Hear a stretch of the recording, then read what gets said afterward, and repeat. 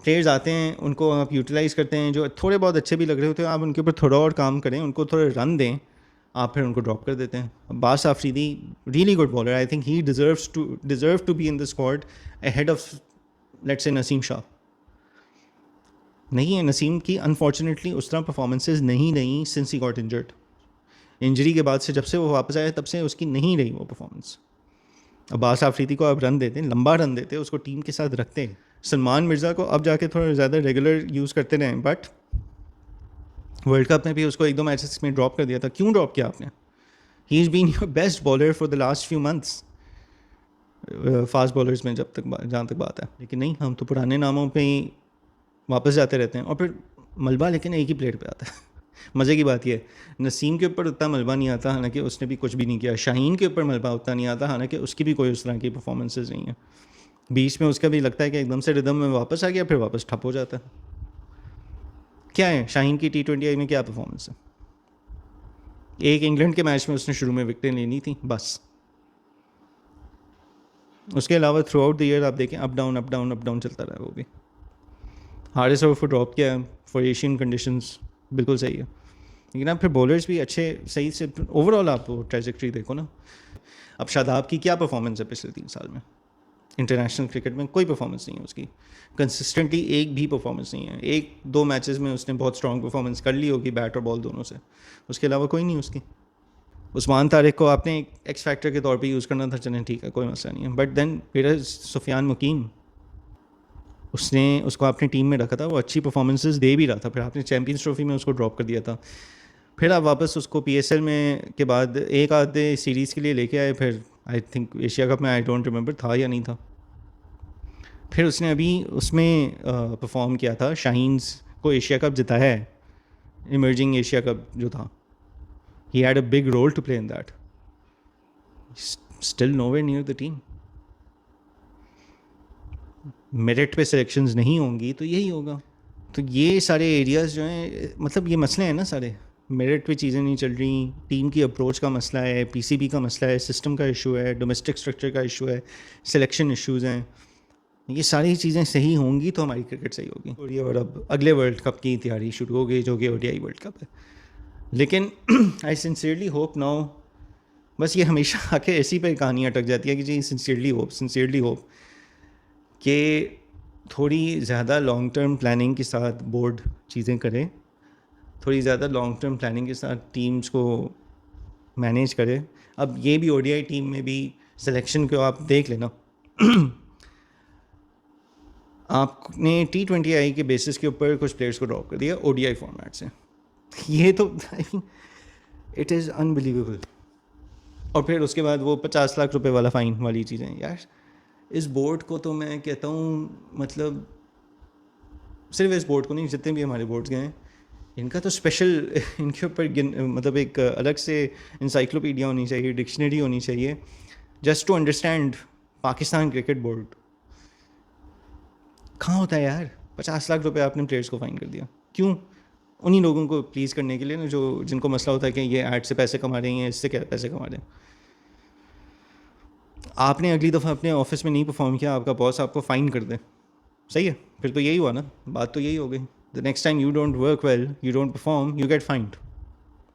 ऐसा नहीं होता है यार. हम लोग भी जो काम करते हैं, हमारे परफॉर्मेंस बेस्ड बोनस होते हैं. हाँ, नहीं परफॉर्म करोगे बोनस नहीं मिलेगा, जो तनख्वाह है सिर्फ वो मिलेगी. फ़ाइन कब होता है? फ़ाइन तो डिसिप्लिनरी इश्यूज़ पे हो सकता है. फ़ाइन आपको तब हो सकता है जब आप कुछ एक्चुअली में गलत कर रहे हो.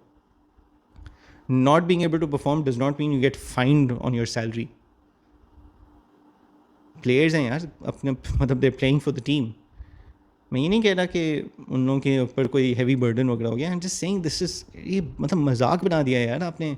You have given others in the world to laugh at you. टू उस्मान ख्वाजा ने वीडियो बना दी थी ऑस्ट्रेलिया में बैठ के, एंड आई एम श्योर और भी लोगों ने, ये और भी चैनल्स वगैरह हैं, क्रिक इन्फोज हैं, ये सब हैं, उन्होंने भी बातचीत की होगी. Who fines their players for not performing यार? ऑस्ट्रेलिया गई है ग्रुप स्टेज में, ऑस्ट्रेलिया वालों को फ़ाइन हुए, उन्होंने तो ख़राब क्रिकेट के लिए. उससे पहले 2022 में भी जो उनके घर पे वर्ल्ड कप हुआ था T20 का, उसमें भी they went out at the group stage, उनको फ़ाइन पड़े थे. इंडिया 2021 के वर्ल्ड कप में ग्रुप स्टेज में बाहर हुआ था, उनको फ़ाइन पड़े थे? नहीं।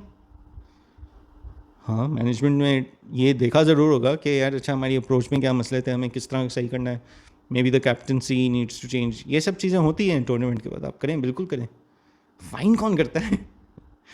और फिर एक फॉर्मेट के बेसिस पे दूसरे फॉर्मेट से ड्रॉप कर दिया, और वो फॉर्मेट बाबर को तो छोड़ ही देना, उसके तो पीछे ही पड़े हुए हैं हाथ धो के। और उसके लिए तो मेरे ख्याल से अच्छा है, बेहतर है कि वो थोड़ा सा इंटरनेशनल टीम से दूर रहे, थोड़ा अपनी ब्रेक लें, stay away from the international team. Please try to work on yourself, please go on domestic में जाएँ, काउंटी खेलें, जो भी करें, एक नॉन इंटरनेशनल लेवल पे कंसिस्टेंटली थोड़ी क्रिकेट खेलें, लंबी क्रिकेट खेलें, लंबे फॉर्मेट की क्रिकेट खेलें, ताकि you come back into your batting flow. Forget about slogging, forget about ये जो इन्होंने प्रेशर बनाया हुआ ना कि हमें छक्के लगाने हैं, हमें स्ट्राइक रेट्स करने हैं, ये करने हैं, वो करने हैं। Go back to your original game.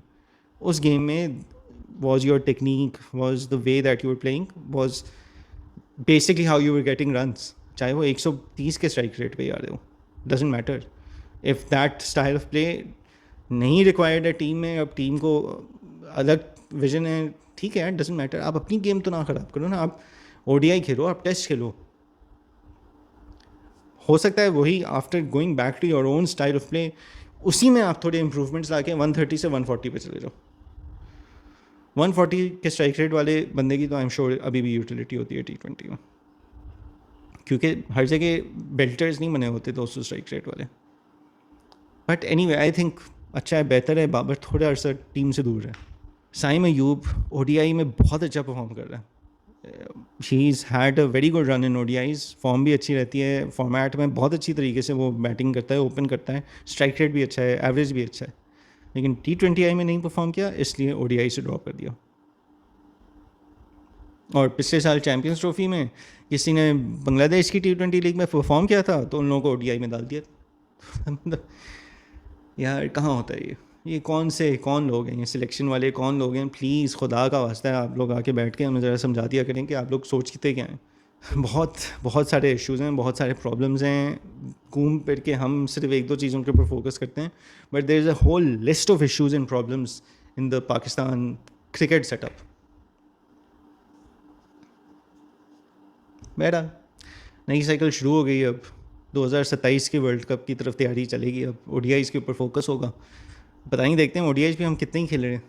I hope PCB थोड़े ओडीआईज़ ज़्यादा खिलवाए टीम से, because nothing compares to actual match, मतलब एक्सपीरियंस। जितने भी नेट्स कर लो, जितने भी प्रैक्टिस सेशंस कर लो, मैच प्रैक्टिस कम्पिटिटिव क्रिकेट आप जितनी ज़्यादा खेलोगे उतनी ज़्यादा आपकी क्रिकेट बेहतर होगी, simple as that. And I hope थोड़ा तगड़ी टीम से खेलें, कोशिश करें। मतलब ऑब्वियसली आप उनको तो नहीं फोर्स कर सकते कि वो अपनी ए साइड खिलाएं, वो तो तभी होगा ना जब आपकी अपनी टीम इतनी अच्छी होगी कि वो कहेंगे नहीं यार हम लोग अपनी ए साइड को ही खिलाते हैं ताकि हमारी भी प्रैक्टिस अच्छी हो। नहीं, वो अपनी बेंच स्ट्रेंथ ही टेस्ट करेंगे आपके खिलाफ। बट चलो कम से कम वही कर लें, क्योंकि उनकी बेंच स्ट्रेंथ भी हमें नाखून चबवा देती है अक्सर। तो let's see, all the best to the team जो बांग्लादेश खेलने गई है, उसमें यंगस्टर्स भी गए हैं, मास सदाकत वगैरह भी गए हैं, शमाइल हुसैन भी गए हैं, Sahibzada Farhan has gotten his ODI debut, well deserved I think उसका तो, because he's been performing in domestic in both formats, so उसका तो बनता है। So good luck to the team, I hope कुछ अच्छा ही करके आए, अच्छी क्रिकेट खेल के आए, एंड देखते हैं आगे यार कैसे करते हैं। बट आखिर में उसी तरह कहूँगा कि उम्मीद है कि कुछ बेहतरी हो जाए। एनीवे अपना ख्याल रखिएगा, hopefully the team gets better now moving forward.